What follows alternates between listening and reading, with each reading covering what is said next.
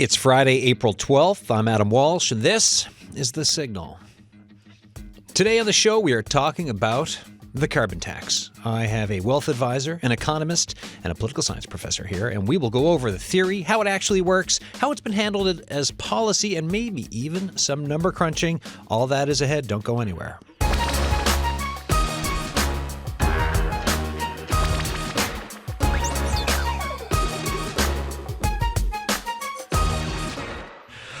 All right. This show is a continued conversation, right? We spent a lot of time talking about climate change on The Signal. Just yesterday was our third show that focused on the just transition.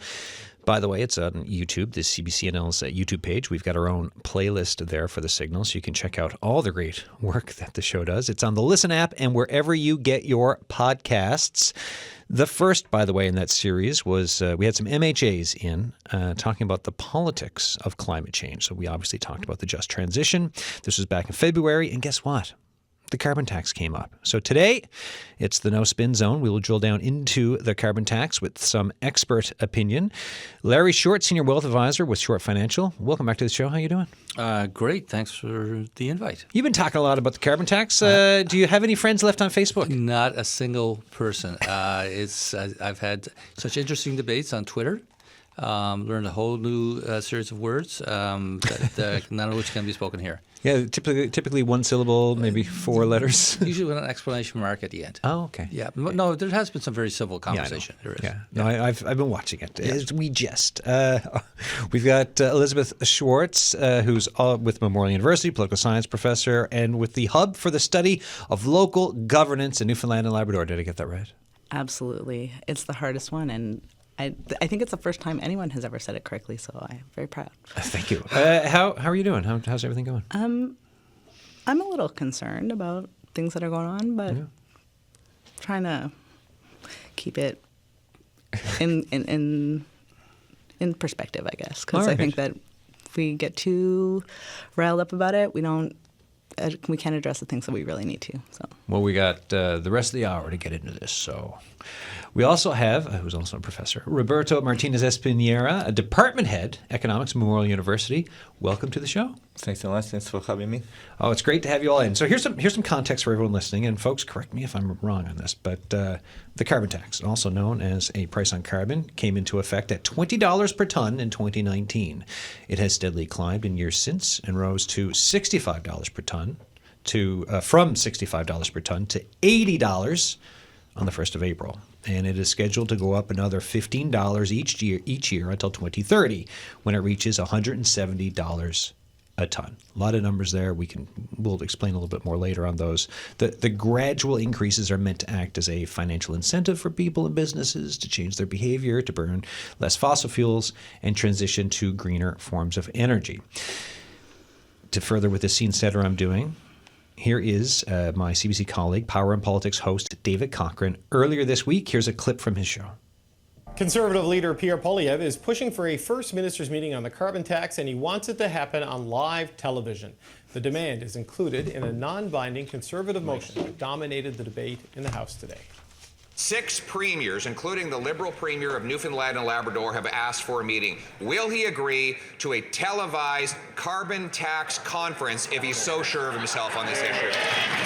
We did sit down with the premiers 8 years ago and established the pan-Canadian framework on climate change that both puts a price on pollution and puts more money back in the pockets out of 8 to 10 Canadian families. On April 15th, people will see in their bank accounts the Canada carbon rebate. All right, scene setter there, right? You're hearing some of the politicking that goes on in Ottawa around everything. First off, any just general thoughts before we kind of get into talking about the theory and how it works and some of the number crunching? Any thoughts on this, Beth? I think that this idea that we need a televised First Minister's meeting to talk about this is just more hot air, because you can't have an honest, detailed, nuanced conversation on television, because there's always trade-offs, right? No matter what we're doing, you always have to be willing to give and get, and in order to come to a negotiated agreement. And to do that you can't do that on television. We know that. And we know that whenever we have televised debates, it's very different than when we have private conversations. And that's not about accountability. It is about accountability because it becomes less about spin and more about real things. And so I think, I don't think it's necessarily a bad idea to have a First Minister's Conference, but the idea of doing it live on TV is counterproductive. Any other opening thoughts on things? To me, the biggest single problem here is the lack of communication, the lack of explanation on carbon tax. There's no question that in the vast majority of Canadians benefit from this carbon tax, but you wouldn't know it. People claim that they don't receive the rebates when they've been receiving it since 2022. But people don't see it because the federal government, in many cases, do a direct deposit. And if you want to add confusion, plus confusion to make it even worse, involve a bank. And when they send it to the bank, it's not coded in a way that you can easily recognize. So many people have been receiving, everybody listening here in Newfoundland and Labrador, from the Premier on down, has received carbon rebates. But the vast majority of comments on Twitter and other avenues, people claim that they've never seen the rebate. And then that's piece one. And piece two is they've never done the calculation of how much it's costing them.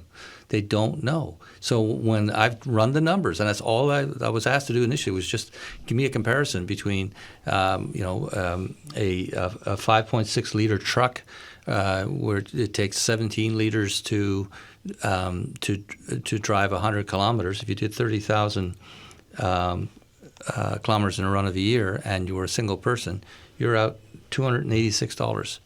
But people think that for some reason, and what it really comes down to is the fact that they blame inflation on the carbon tax. But both the United States and Australia had higher inflation during the same period of time that we had inflation, and they didn't have a carbon tax. It has nothing to do with inflation. But people are angry, and this is a lightning rod. Roberto, what are your thoughts? Well, I don't know, to be honest, a whole lot about the nitty-gritty of the calculations, the practical aspects, but if I can show off a little bit, I've been teaching this stuff for like 20 years. Okay, so you know a little bit about it. A little bit about it, hopefully. So the idea is that, and I need to also declare a little bit about bias because I'm an economist, and we care a lot about what we call the idea of efficiency. The idea of, for example, doing something at a minimum cost. That kind of thing. But we also care about the fairness, and we know that when it comes to a real-life application of a policy, it's not only about efficiency, but also about being fair and equitable. And what I see, apart from the practicalities of people not seeing the rebate, not recognizing it, not noticing that it's being paid, there's a little bit of perhaps a limit to what is being fed into the population. For example, the calculations, the really good calculations that Larry was sharing with us about what you should expect to be your financial impact if you drive 15,000 kilometers. As an economist, I would not even think about that. The whole point of the tax is that you hopefully will not be driving those 15,000 kilometers sooner or later. Yeah. Like, it's the idea of the tax is there to change your behavior. And if it's a tax, it's going to be designed to change the behavior of those people who can change their behavior in the easiest fashion. If you have an easier time moving or walking to work or cycling to work, and I don't, I will keep driving those kilometers, and you won't. That's the beauty of a tax, the idea of giving the same price to everybody, and as we say in economics, driving your behavior at the margin. But when you have that efficiency that comes from everybody feeling the same incentive at the margin, you can still have the fairness or the equity of saying, but it's going to hurt you more. You're going to have to react more. You're going to have to pay more. But we can give you the money back because what we call the income effect of the tax can be negated if we just push you back with a lump sum, with a rebate. We put money in the bank. And that will still work because at the margin you still feel the hit every kilometer you drive, every time you fill up your car, every time you decide to drive to work instead of walking to work. But the money is coming in a lump sum. And the lump sum is not going to depend on your behavior. That's how these policies work. And it has been shown theoretically. That's why I think you contacted me because all these economists throughout Canada signed this letter in support of the tax. For an economist, it's a no-brainer. If you have to do something, this is the most efficient way to do it. In the language of economists, that translates into this is the best way to do it. There are other ways to do it. Like other people are saying, why don't we change technology? because technology is not the cheapest way to do it. And the tax is actually giving you an incentive to change your technology. It might be easier for somebody. If it's easier for you, you will do it first. If it's more difficult for me, I will do it second. Overall, the cost of changing our behavior is going to be minimum if we use something like a tax. Another thing that I see in terms of going back to your calculations, again, all these expectations about the inflation effect of the tax or the effect or impact on your pocket of this tax is, again, extrapolating from your current behavior. But when people, for example, complain about inflation, they say, well, inflation, prices went up 4%. That doesn't mean that you are hurt effectively, in fact, in practice, in a 4% time of impact. Because you don't have to buy exactly what you were buying before. You go to the supermarket, you say, okay, it's a 4%, but the apples went up in 6%, the bananas went up in 2%. You can buy a few more bananas and a few less apples, and you're not going to be as hurt. The numbers about inflation are going to be overestimating the real impact on your welfare, which is what we really care about. So a lot of these calculations are based on this idea. And so that's, I think, makes them even more powerful in some ways, right? Because if the impact of a carbon tax is that people change their behavior, and there's lots of evidence, not just in theory, but in practice, that carbon taxes, including here, do change people's behavior, that means that if people are not paying that much money, like that they're being compensated for the money that they're paying in carbon taxes in these lump sum rebates, then and they're changing their behavior, and this is the impact that Larry has outlined that is like pretty small, and most people are getting more back than they're paying. Then if you also change your behavior, you're going to be even better off, right? So I think that this is a really important point that many people don't get, and that we have been talking about carbon taxes for so long, right? And that in some ways, this contrast between the communication part and the economist efficiency part is the argument that has been going on for so many years. Because economists have always said, this is a classic economics thing, like taxes are the best way to do it. And what has happened is that political scientists have said, but people don't like taxes, right? And so maybe it's the best way, but if you say, let's have a tax, people are going to be like, no, I don't want a tax. And I think that's what we're seeing now, that the communication part of why a tax is actually good for you in this case, it's an uphill battle, and I think we're doing pretty well given where we were compared to where Stéphane Dion, for example, was when he proposed a carbon tax a long time ago.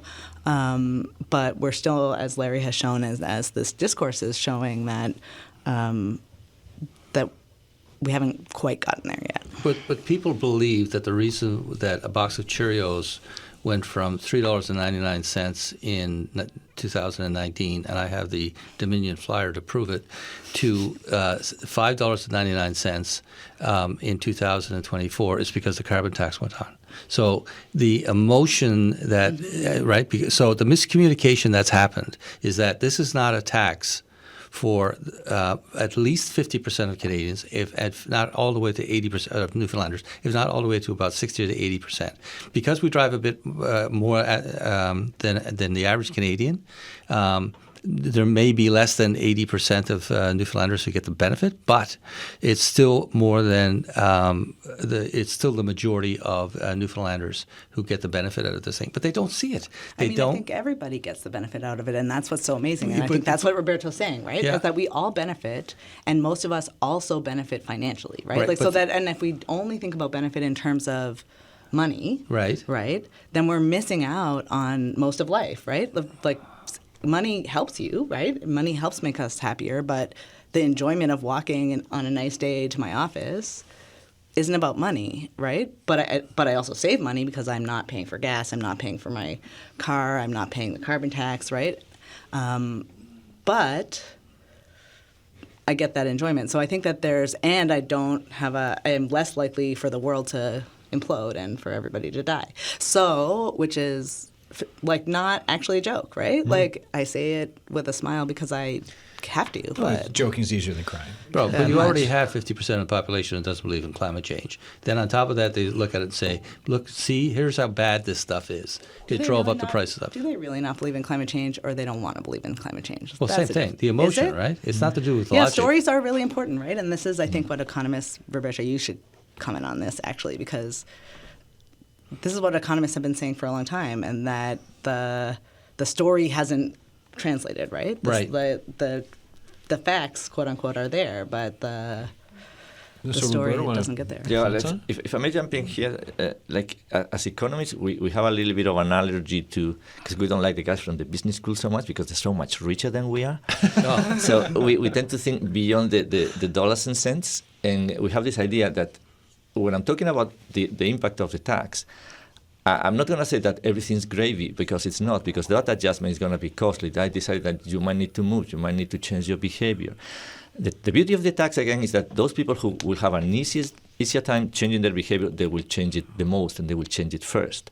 And the gradual increase in the size of the tax will hopefully make it easier for other people to adapt. There's a short-run elasticity and a long-run elasticity.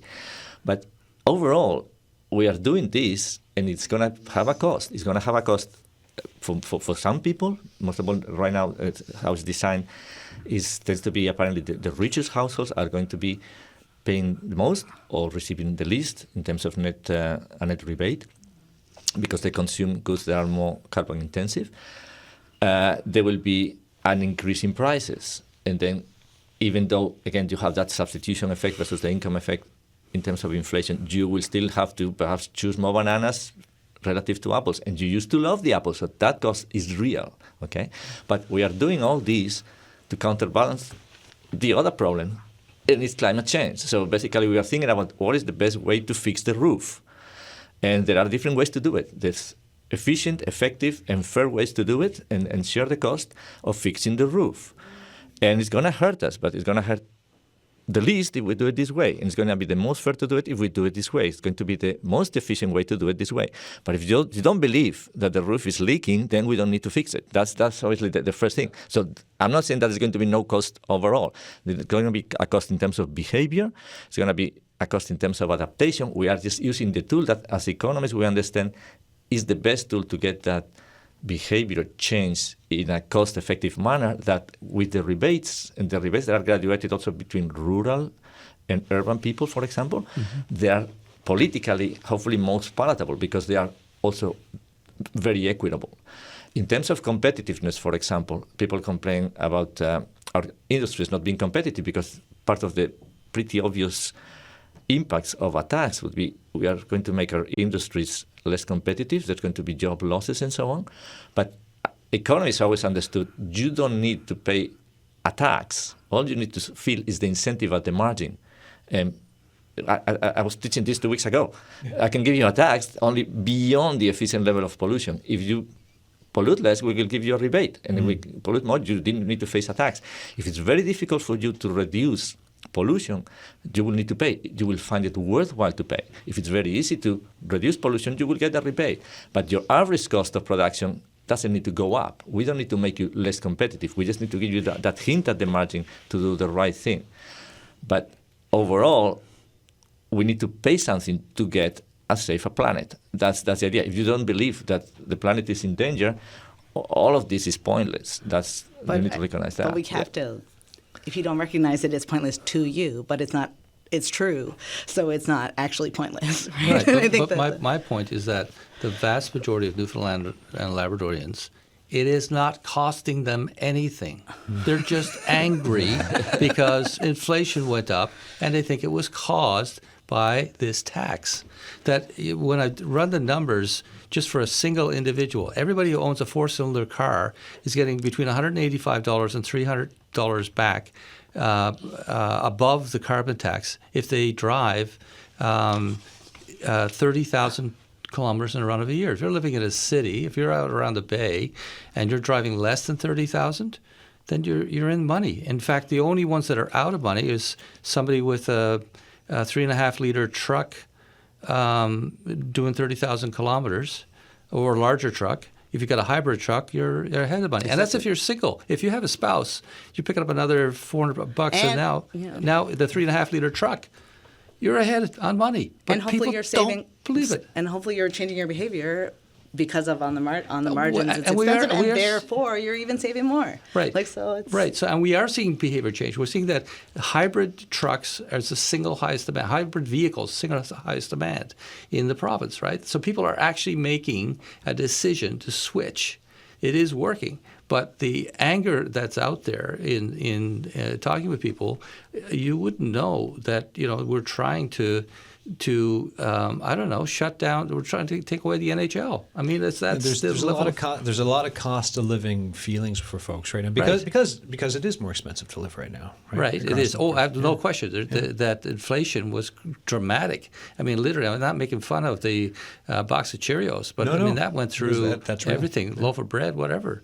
But it wasn't caused by this. And here's the other side to it. If we get rid of that carbon tax, do people believe prices are going to drop? I mean, it'll drop at the pump, but do they believe that the price of food is going to drop? That ain't going to happen. It's not. So what you end up doing is instead of getting that net $300 in your pocket, you've lost it.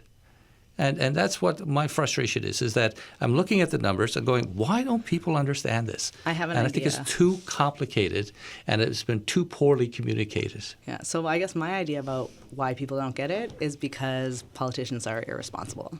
Because I think that all this debate that we're hearing is not true, right? Like this debate about what you're saying is true, what Roberto is saying is true, right? This changes people's behavior. People are better off financially. People are better off in terms of the climate. People are better off in terms of their lifestyle. They make better choices about how to live their lives.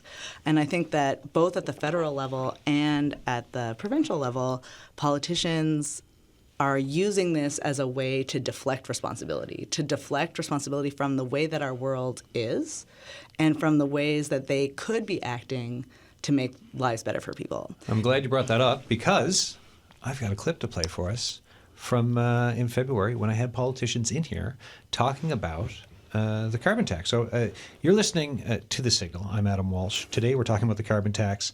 You were just listening to political science professor Elizabeth Schwartz there, who's also at the Hub for the Study of Local Governance in Newfoundland and Labrador at Memorial University. Also with me, Larry Short, Senior Wealth Advisor with Short Financial, and Roberto Martinez Espiniera, Department Head of Economics, Memorial University. Back in February, I had three guests. It was Lloyd Parrott, PC Energy critic and MHA for Terra Nova, Bernard Davis, Minister of Environment and Climate Change and the Liberal MHA for Virginia Waters Pleasantville, and Jim Dinn, leader of the NDP and MHA for St. John's Centre.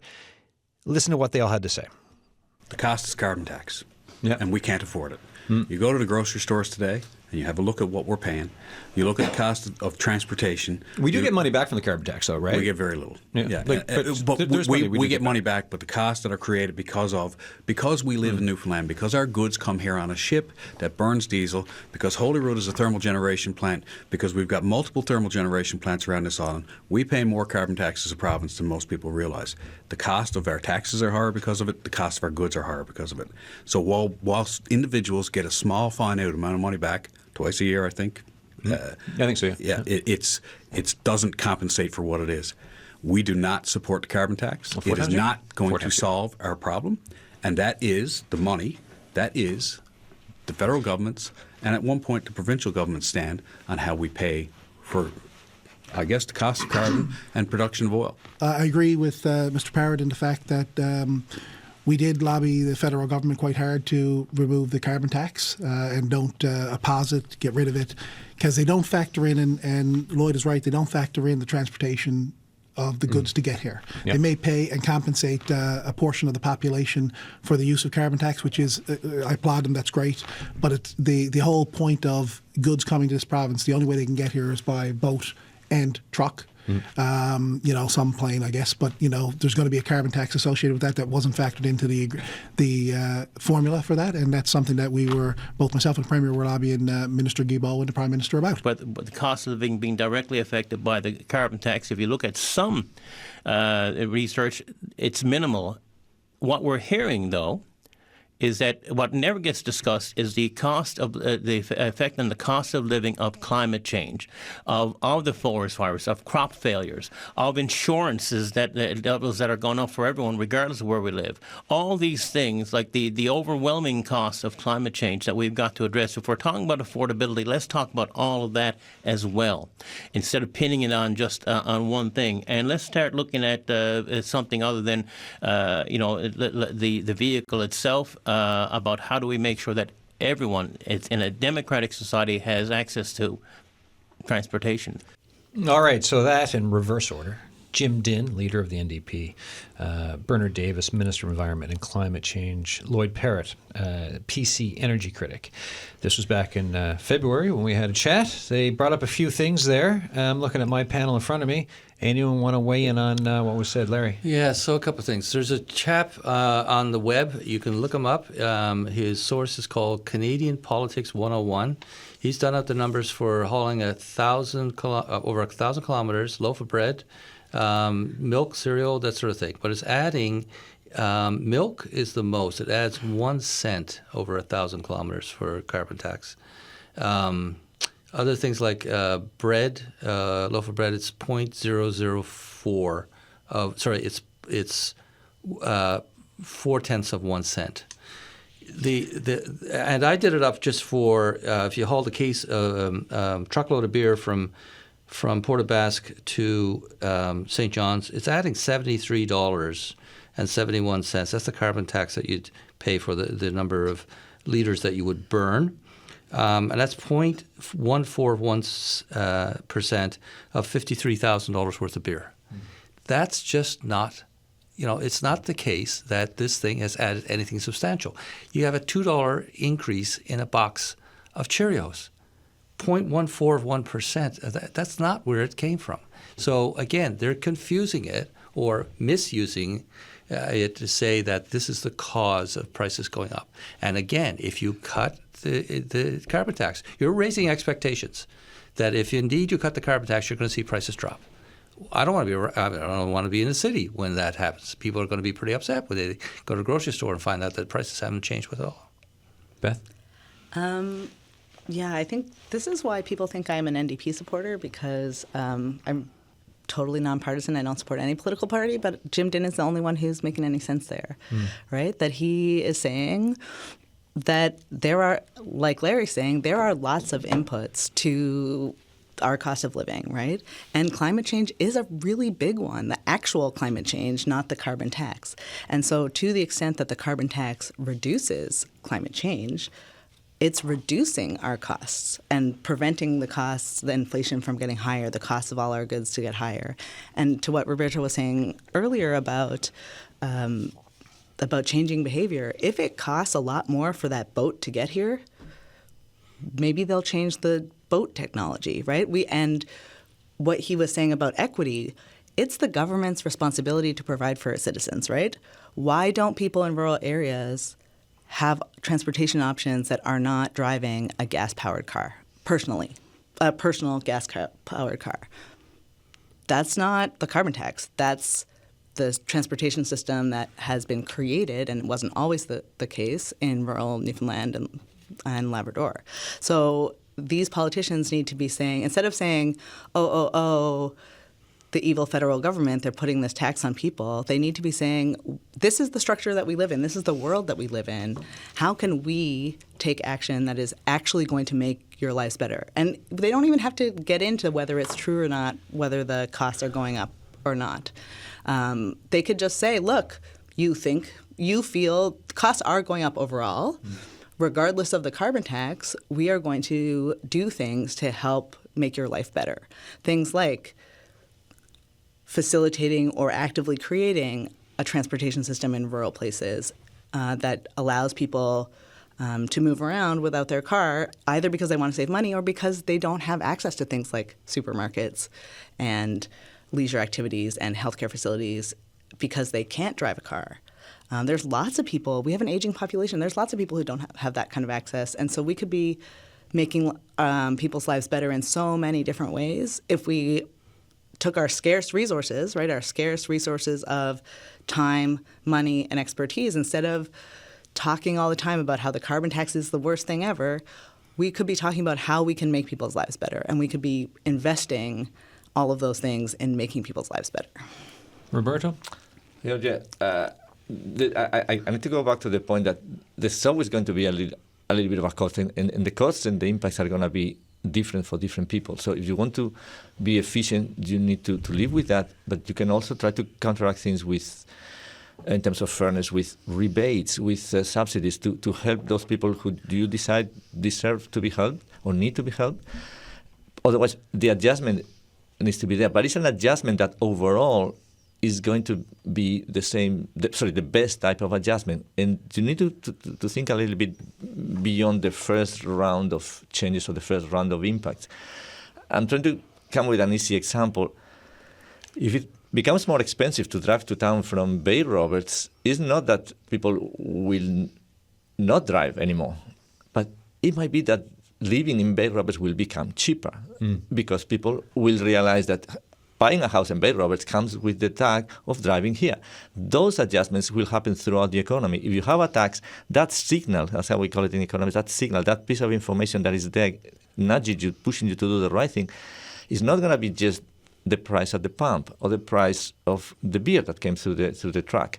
It's going to be not only the price of the beer in the shop, it's going to be the price of the house next to the shop.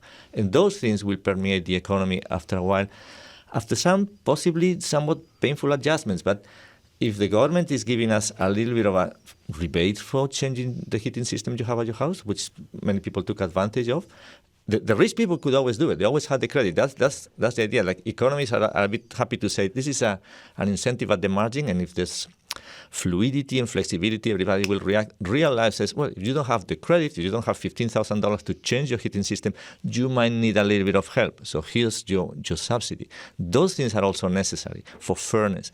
But you want to have this for fairness and for fairness. I'm trying to mispronounce this. But if you need to change your heating system, and it's difficult because in real life you don't have that access to credit, perhaps the government wants to complement the tax on fuel with a subsidy. But the tax on fuel is the idea that we want a tax that is everywhere that fuel is used. Otherwise, you're going to generate, again, sorry for the jargon, a distortion in the economy. If you tax some things and you don't tax others, you are going to be distorting behavior, which is not what we want. If every type of carbon use is polluting, we tax it at this rate. And that will prompt people to drive less, to change their cars, to move. We're not telling them what to do. We are not telling you not to drive an SUV. If you need an SUV, if it's good for you, if it's what you love, just keep driving it. But it's going to cost you this much. And it's going to help us collect this money to give to these people to change their furnace. And that's the beauty of a tool, a market-based tool like a tax. If most of all you combine it with the rebates, then it helps you. Any type of inequity, any type of lack of fairness that you see, it helps you. And 90% of it is going back to houses. And the calculations, again, are based on what people should expect to get if they don't change their behavior. But all of the calculations in terms of the economic impact are, if you read the small font case, it says, this is assuming that all the taxes are passed back to the consumers. We learned first week of Economics 101 that if you put a tax on people, not all the tax will be passed to the consumer. There's a price elasticity of demand and a price elasticity of supply. If you have any leeway to change your behavior, you will run away from the tax. You will avoid the tax. Will you be able to avoid it all? No, because we need to eat. But do we need to eat bananas? Not so much.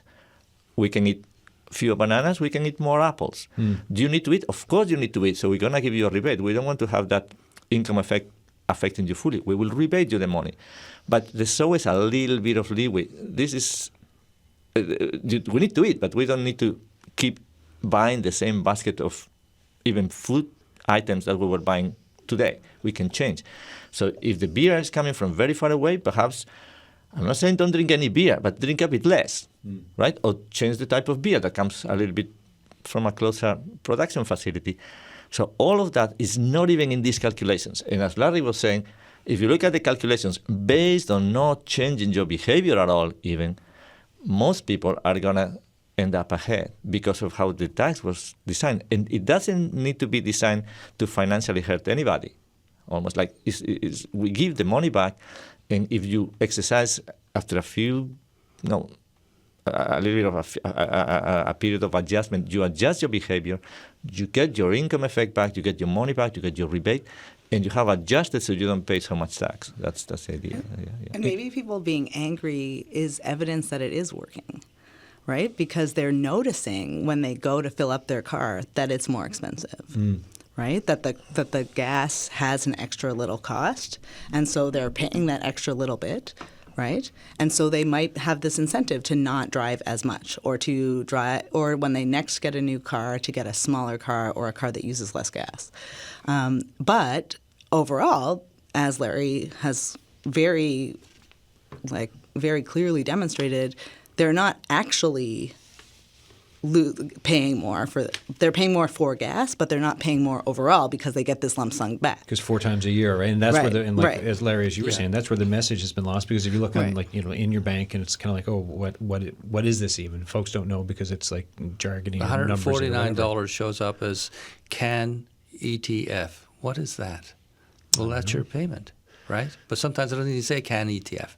It's each bank has got a different definition on it. Just 2 quick points there. One is that anybody driving a 4-cylinder SUV, you're doing 30,000 kilometers and you're living in the city, you're ahead by $185. If you're out of town, you're ahead by $301. All right. So the second point, though, is we always hear this statement, well, everything's got to be coming in here by boat. One of the advantages of the province of Newfoundland and Labrador is that we have so many harbors. And I'm involved with the Mining Association, and we keep telling the world, what's great about Newfoundland is that we can get something to a harbor and put it on a boat as fast as possible. And why that's important is that shipping by boat is 1/12 the cost of shipping it by truck. So, when we're looking at these things, just because it's coming in by boat, that's really the cheapest way to get it here. So, again, a distortion. People think that if it's coming by boat, well, that must really cost a lot. It's actually much more efficient to ship by boat than it is by truck. And what's inefficient is that we ship everything, in food certainly, we ship everything to Port Basque, and then we drive all the food to the warehouses in St. John's, and then we drive it all on trucks, which is expensive, and uses a lot of gas, and then we drive it all the way back to the West Coast, which is why the food quality and the food costs on the West Coast and on the Northern Peninsula are so much higher than they are in the eastern part of the province. And so that's not about carbon taxes. That's about the way that these companies are choosing to distribute their goods. And so the government has a lot of leeway to say something about that, and they choose not to.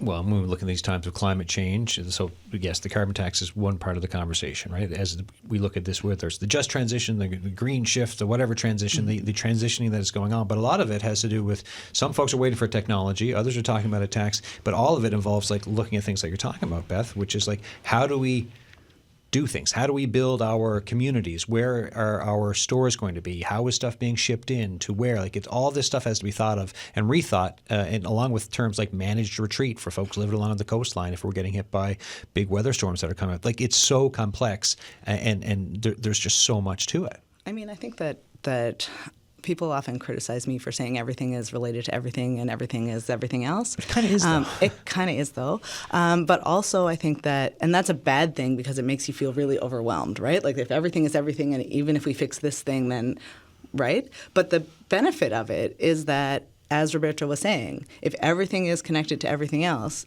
you save a little bit of money here, you change your incentives here, you're going to do something. It doesn't seem like it's a lot, but it actually makes a big difference.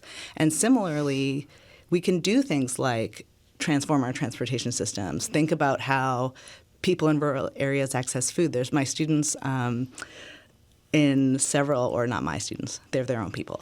In my classes, the students who are taking public policy classes at the undergraduate and graduate level with me have been doing these partnered research projects through this hub for the study of local governance in Newfoundland and Labrador, and I won't say it again. What's the acronym for that, by the way?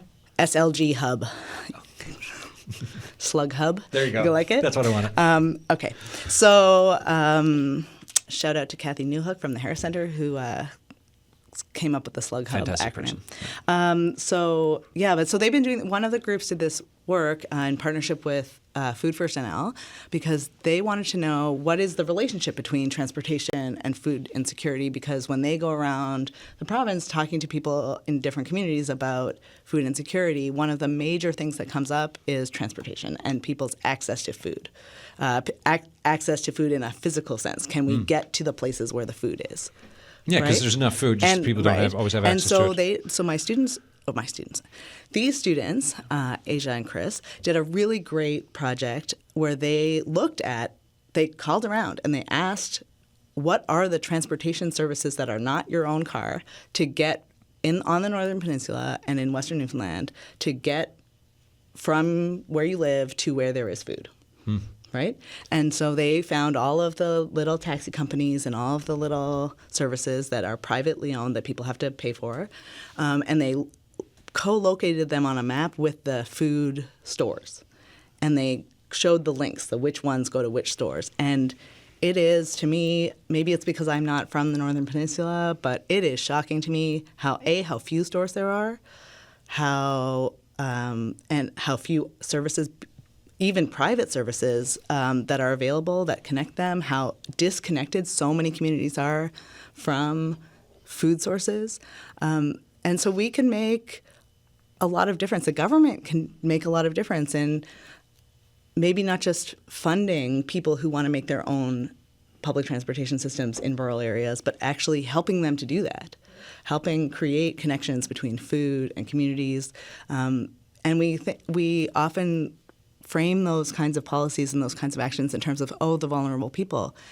Everybody would use it if it was good. Like, wouldn't you rather do something that's convenient and cheap and easy if you didn't have to and not have to drive yourself? I mean, a few people love to drive. You should keep driving. But I certainly would rather do something that I didn't have to drive, so it's more fun. We got a note to the show from listener Gary French. Thanks for this, Gary.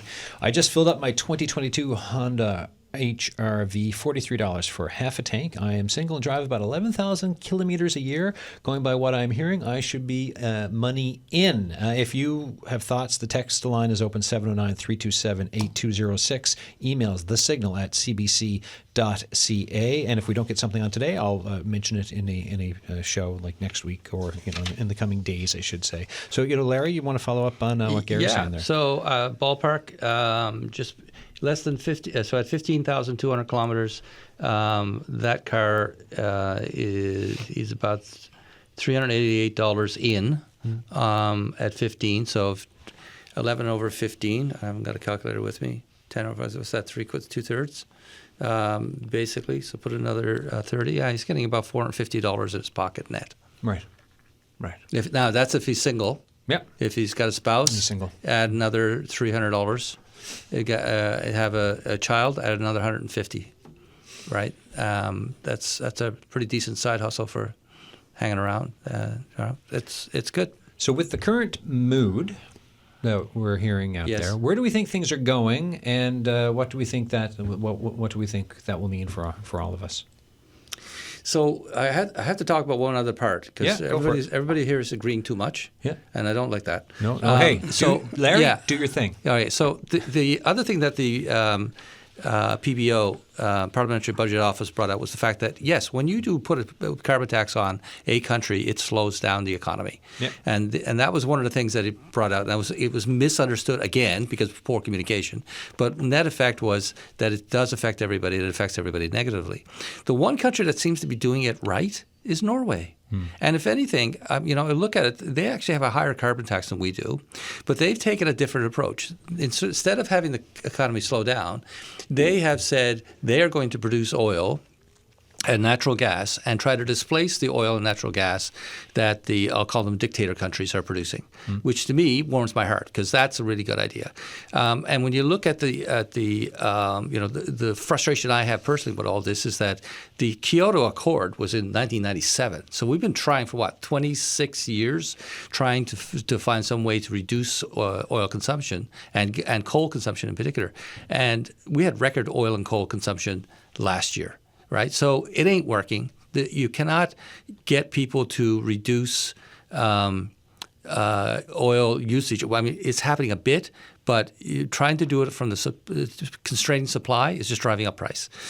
Whereas what the Norwegians are doing is using that money to subsidize infrastructure within their country, to subsidize their universities, free education for individuals, and a tremendous concentration in technology and teaching of engineering degrees on the use of renewable energy. A couple of years ago, my son and I looked at where he could go in the world to get a renewable energy degree, and Norway is one of the places where he stands out.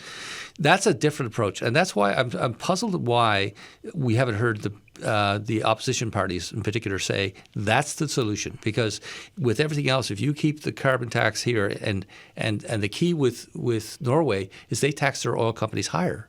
Right, so that's where the revenue is coming from.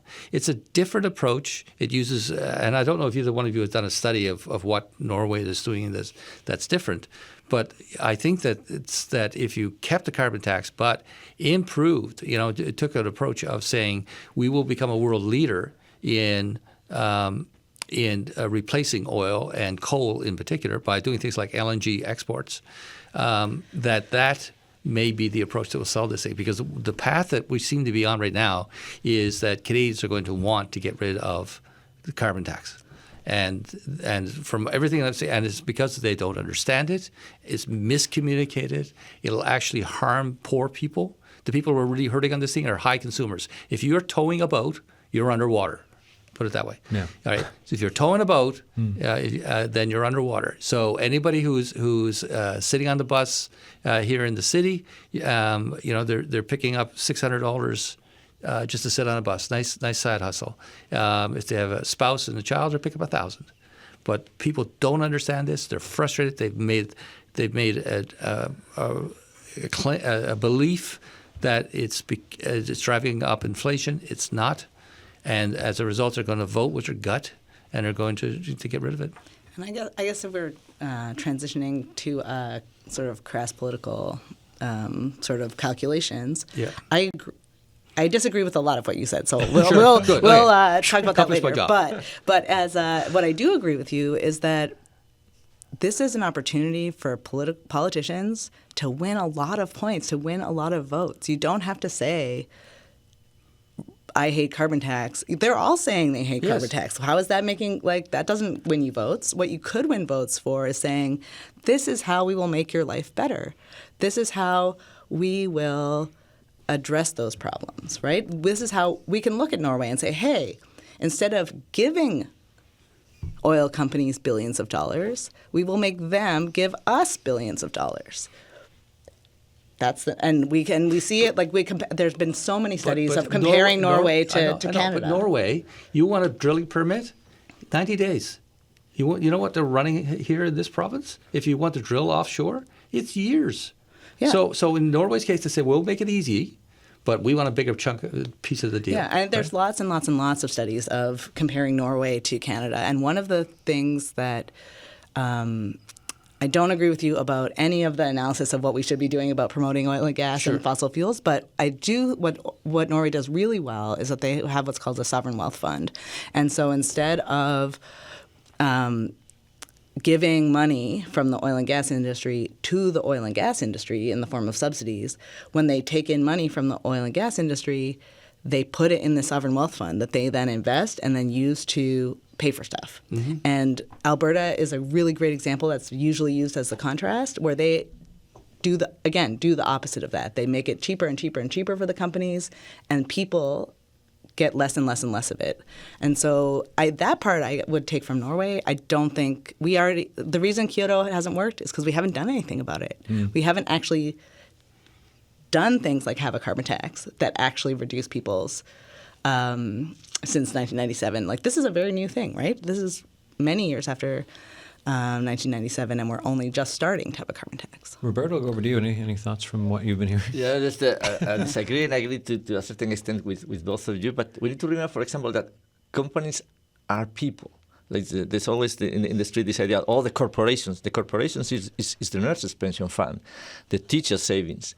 And firms are people. So I need to agree with Larry that there's a little bit of a cost to all of this. It's just, do we want to have the minimum cost, the minimum overall impact? And why are we doing this? If the roof is not leaking, we don't need to do it. I think we need to agree first that climate change is very costly. Like, again, part of the reason why things don't get here from Port of Basque is because something's going on with the ferry, because there's climate stopping the ferry for 3 days. And if we are going to have to deal with the effects of climate change, there's going to be a cost. But are we going to do it in an equitable way? Are we going to do it in a flexible way? Are we going to do it in a way that, because the incentives at the margin are correctly designed, is going to give us what we call cost effectiveness, the idea of that equimarginal principle, which is a fancy word for saying everybody sees the same number. Every time you drive, or I drive, or she drives, doesn't matter if you have a big SUV and I have a bicycle and she has 100 feet. The hit at the margin is the same.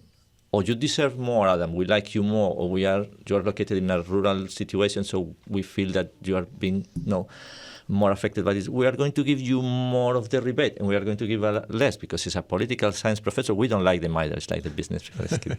So the idea is that if you have a political reason to distribute things differently, go ahead. And again, I agree with you. The politicians, you were talking a lot, sometimes perhaps a little bit loosely, I apologize, but between averages versus medians.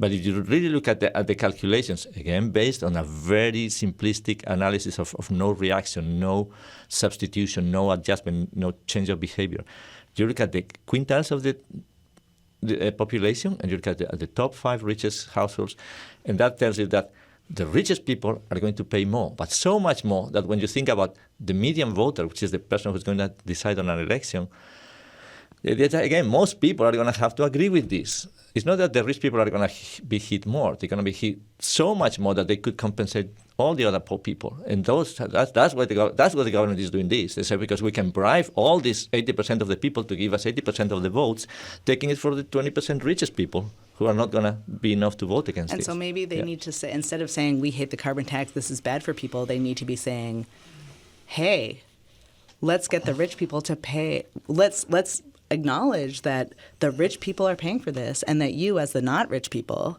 the people who are struggling with inflation, who can't afford to eat, who can't afford the gas that they're paying, we are making you pay to get around, to live your life.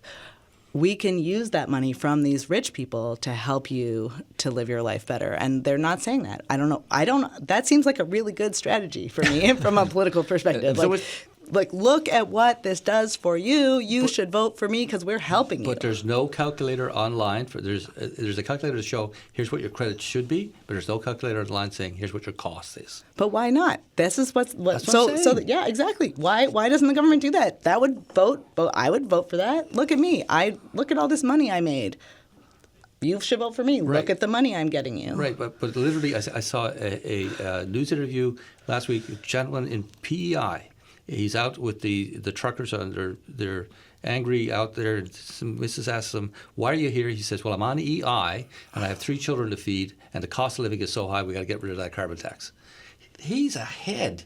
He would be getting a net credit, and if they got rid of the carbon tax, he would be out money. But that's the level of education that's been provided to the average Canadian. And so I think that this is really an opportunity for politicians to really do good, to live up to what they say they're there for. If you're a politician because you want to make life better for the people of this province, here's your opportunity. Roberto, final word to you. Any last thoughts here? No, thanks for having me, but I think that there's a little bit of that need for the education to understand what's going on, the difference between the income effect and the substitution effect of the tax. If you change your behavior, most people will really end up ahead. And the other ones are because they mostly can't afford it, or somebody needs to pay overall for this if we need to fix the roof, if we need to deal with climate change. Thanks. All right, folks. I got to run. I got to go get my Norwegian lessons. I'm moving. All right. Thanks. We're out of time. I'll go to Norway with you, Larry. Maybe there's journalism jobs there for me too. Larry Short, Roberto Martinez Espiniera, and Elizabeth Schwartz. Thank you all so much for this